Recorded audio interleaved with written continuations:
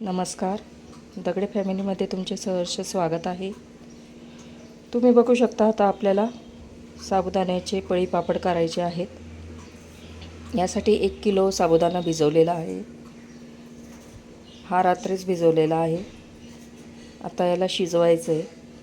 शिजवून घेऊन त्यात बटाटेसुद्धा ॲड करायचे आहेत. यात आम्ही 2 किलो बटाटे टाकलेले आहेत. तुम्ही तुमच्या इच्छेनुसार कमी जास्त करू शकता. हे बघा, पण बटाटा किसून टाकायचं नीट सांगायचं. आता हे सालण्याचे काम चालले आहेत.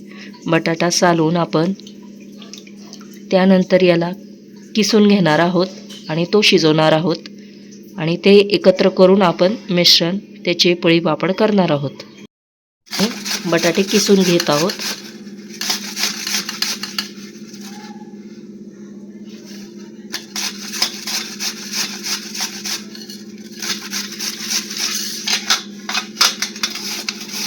बटाटा किसून झाल्यावर आता आपण हे शिजवणार आहोत. बघा, तुम्ही बघू शकता आता पुढील कृती. आता हे मिश्रण चांगलं शिजवून घेणार आहोत आपण. आता हे एवढं सगळं एकत्र बसत नाही म्हणून आपण थोडं थोडं शिजवणार आहोत. आता हे मिश्रण चांगले एकजीव झाले, शिजले की मग आपण पळी पापड आपण एका कागदावर, प्लॅस्टिकच्या कागदावर टाकणार आहोत.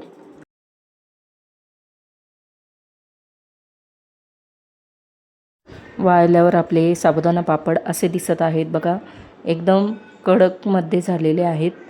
आता याला आपण तळून बघणार आहोत कसे फुलतात आणि किती पांढरे शुभ्र होतात ते बघूया.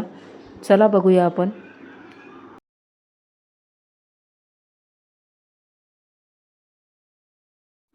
तेल चांगले कडकडीत तापलेले आहे, तुम्ही बघू शकता.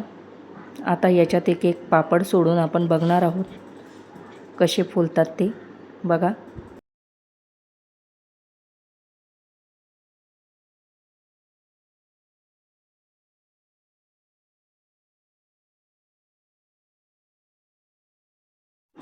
आता पापड याच्यात टाकलेला आहे. तुम्ही बघू शकता चांगला फुललेला आहे. बघा बघा, हा पापड व्यवस्थितरित्या फुललेला आहे. तुम्ही बघू शकता एकदम पांढरा शुभ्र. बघा, असे 4-5 पापड आपण तळून घेणार आहोत. एकदम पांढरा शुभ्र झालेला आहे. बघा, 4-5 पापड तळून तुम्हाला दाखवते किती कुरकुरीत झालेले आहेत.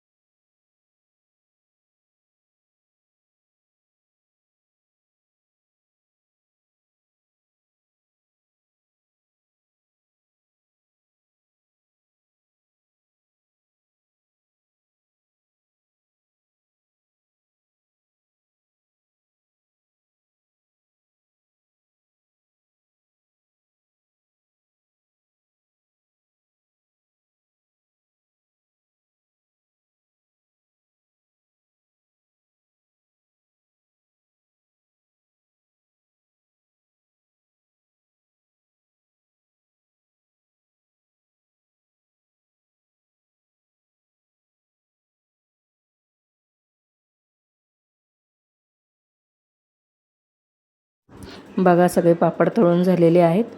आता बघू आपण. बघा, सगळे पापड एकदम कुरकुरीत झालेत, पटकन तोडता येतात. हे बघा, खूपच छान झाले आहेत. तुम्ही पण एकदा ट्राय करून बघा आणि व्हिडिओ आवडला असल्यास सबस्क्राईब करा, लाईक करा. धन्यवाद.